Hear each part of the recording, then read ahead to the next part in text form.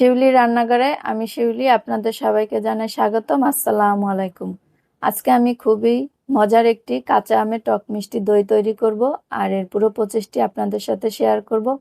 আশা করছি এই কাঁচা আমের টক মিষ্টি দইয়ের প্রসেসটি আপনাদের ভালো লাগবে, তাই কিভাবে তৈরি করি ভিডিওটি না টেনে পুরোটাই দেখুন। কাঁচা আমের টক মিষ্টি দই তৈরি করার জন্য আমি এখানে একটি কাঁচা আম নিয়েছি। এরপর কাঁচা আমটি আমি ভালো করে কেটে নেব। কেটে এটাকে কিন্তু পানিতে ধোয়া যাবে না। এরপর একটা ব্লেন্ডারে জারে নিয়েছি, এবার এটা ব্লেন্ড করে নেব। এটা ব্লেন্ড হয়ে গেছে, দেখুন কতটা মিহি করেছি। আপনাদেরকে একটি বাটির ভিতরে উঠিয়ে দেখাচ্ছি। এভাবে একদম মিহি করে নিতে হবে, এর ভিতরে কোনো গোটাকাটি থাকা যাবে না। এরপরে এটাকে আমি জাল করে নেব। তাই প্রথমে আমি চুলাতে দিয়ে দিচ্ছি, এটার গায়ে যে এক্সট্রা পানি আছে পানিটা টানিয়ে নেব। আর দই পছন্দ করে না এমন মানুষ কমই আছে, ছোট বড় সবারই খুবই দই পছন্দ। এটার পানিটা টেনে নেওয়া হয়ে গেছে, দেখুন এটা আটালো ভাব ধরে নিয়েছে। এই পর্যায়ে এটা তুলে নেব আর এটা ঠান্ডা করে নেব।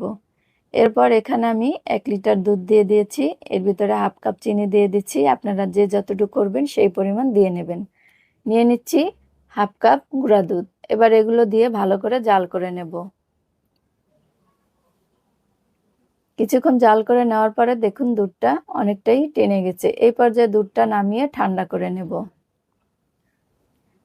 এদিকে আমি দইটা তৈরি করার জন্য এখানে মিষ্টি দই রেখেছি, মিষ্টি দইটা দিয়ে দিচ্ছি। এবার এটাকে ভালো করে ফেটিয়ে নেব। দইটা ফেটানো হয়ে গেছে, আর যে আমের এটা জাল করে নিয়েছিলাম এবার আমটা দিয়ে দেব। কাঁচা আমের পিউরিটা দিয়ে ভালো করে এবার দইয়ের সাথে মিক্স করে নেব। এটা মিক্স হওয়ার পরে জাল দেওয়া সে দুধটা দিয়ে দেব। এটা দিয়েও ভালো করে মিক্স করে নিতে হবে। এটাকে ভালো করে নেড়েচেড়ে মিক্স করে নিতে হবে।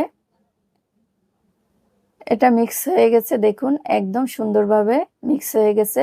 আর এখানে একটি মাটির হাঁড়ি নিয়েছি, এর ভিতরে কিছুটা দই দিয়ে এভাবে ব্রাশ করে নিচ্ছি। এরপরে পুরো দুধটা এখানে আমি দিয়ে দেব। এরপরে একটা ঢাকনা দিয়ে উপরে এভাবে ঢেকে দিচ্ছি। একটা বল নিয়ে এর ভিতরে মোটা একটি কাপড় নিয়ে তার ভিতরে দিয়ে দেব। এরপর উপরে ভালো করে মোটা কাপড় দিয়ে ঢেকে দিচ্ছি। আর এটাতে চুলাতে আর গরম করা লাগবে না, এভাবে গরম কাপড় দিয়ে ঢেকে রাখলেই দেখবেন একদম পুরো দই হয়ে যাবে 4-5 ঘন্টা পরে। এই যে দেখুন আমি সারা রাত রেখেছিলাম, একদম পুরো দই হয়ে গেছে।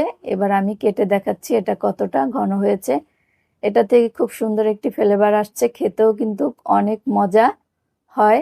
আপনারা বাসায় ট্রাই করে দেখবেন, খেয়ে বলবেন কেমন হয়েছে। আর যদি ভালো লাগে অবশ্যই ছোট্ট একটি লাইক দিয়ে দেবেন। এভাবে আপনারা বাসায় তৈরি করে ছোট বড় সবার সাথে শেয়ার করবেন। আর আজকের মতো এখানেই বিদায় নিচ্ছি। আসসালামু আলাইকুম।